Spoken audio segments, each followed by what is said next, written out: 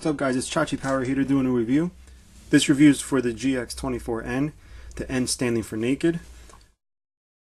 The reason it's called naked is because it's basically a standard GX-24, but they've omitted the paint on the robot. So what you see here is, I don't think it's necessarily bare metal. I think it has been clear coated, but interesting nonetheless. I never watched much of the anime Gigantor or Tetsujin 28, but I am a fan of the Chogokins. It's always been a favorite of mine. When I was a lot younger and still collecting robots, I was never really into this guy. Lately I have been, especially since I got the GX-24, the standard paint one, which is what I'm going to show you guys in a second. But I just want you guys to just see this figure from all the angles first before we move on. I found no flaws in this figure whatsoever. It's a bit of a lie, but I was basically going to say I found no flaws in the paint or anything like that, except for this right here. I don't know if you guys can see that discoloration on this part. It looks like there's a chip there, and they touched it up with a color that does not match at all. But other than that, the paint on this is excellent. And by paint, I basically mean the polish or clear coat that they provide for this figure. This color you see here is entirely die-cast, guys. This is not metal looking paint. Like I said, they did clear coat this guy, it seems, to keep it from tarnishing.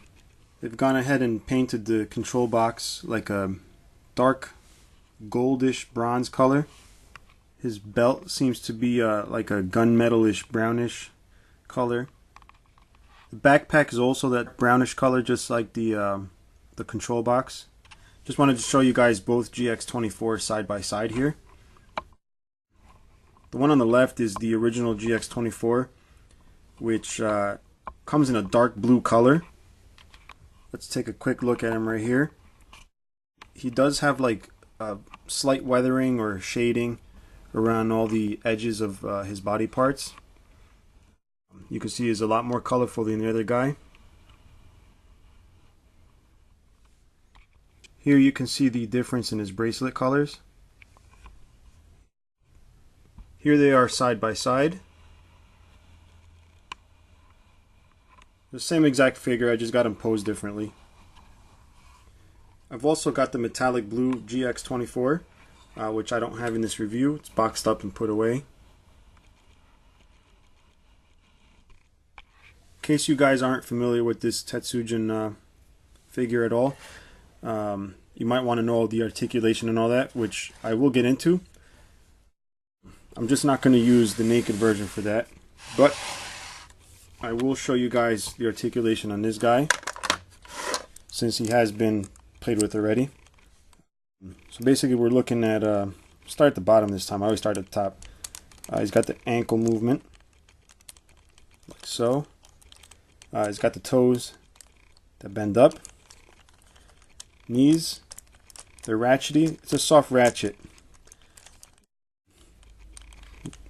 His leg does spin at the knee. The upper area here, back and forth, good amount of movement. If you need to do like special poses, whatever, this bottom does pop down. As you can see, his crotch just went down. You can lift up his leg even higher than you would.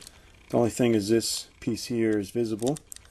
Otherwise, you just push that back in, and there you go.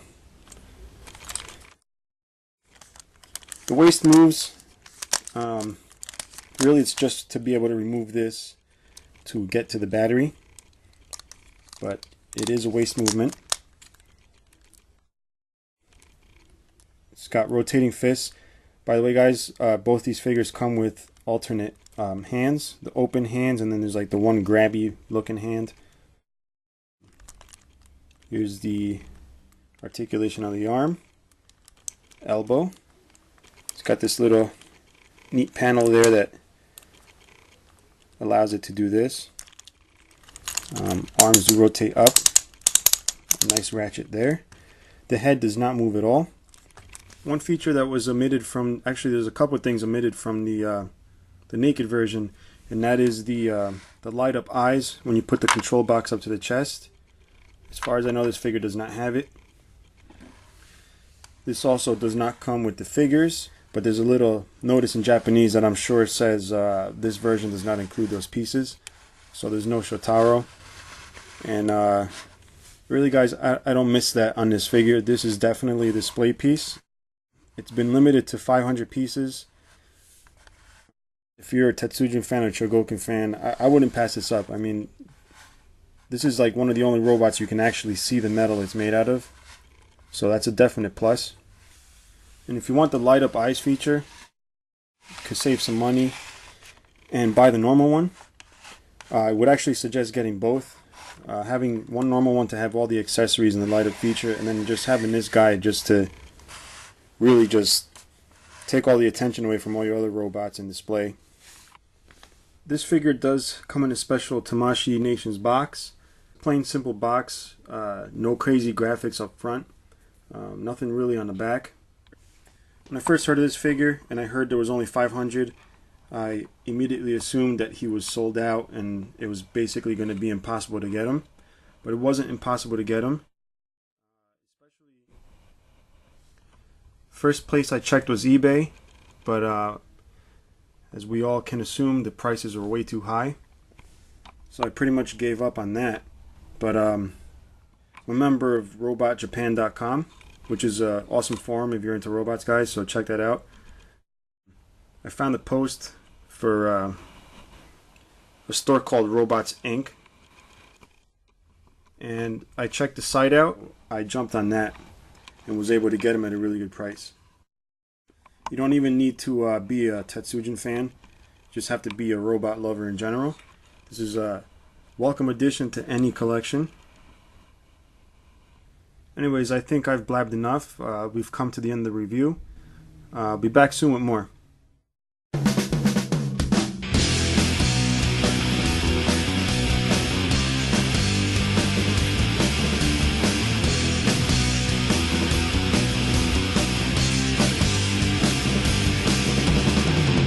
Probably left you guys all wondering about the light up feature. In case you guys are not familiar with this figure. What you do is you turn on a switch on the back and his eyes light up. So what you do is you take this control box and when you hold it up to his chest, his eyes turn red. There you go.